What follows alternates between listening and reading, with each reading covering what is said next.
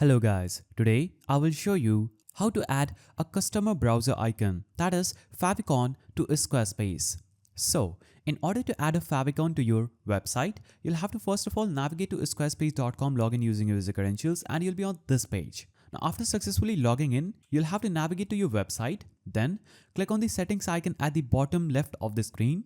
Now you will see the website tools. We'll have to just navigate to the one that says Favicon. Adjust your site's Favicon.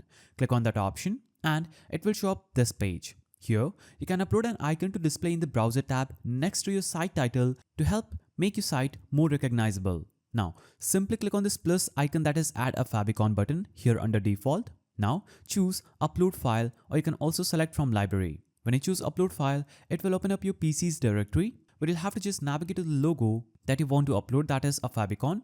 Make sure that the file size is 0.1 megabytes max. Choose that file and click on open. Now it will instantly upload that file on Squarespace.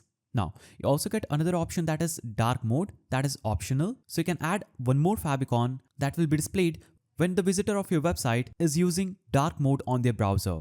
Also, you'll have to note that the icons should be in PNG file format and recommended sizing is between 100 into 100 pixels and 300 into 300 pixels. Now, after uploading your Favicon, click on Save option at the top right side of the screen, and this will instantly save your Favicon on your website. So that is a simple way through which you can add a customer browser icon, that is Favicon, to your Squarespace. If you found this video helpful, please don't forget to give it a thumbs up, and thanks for watching.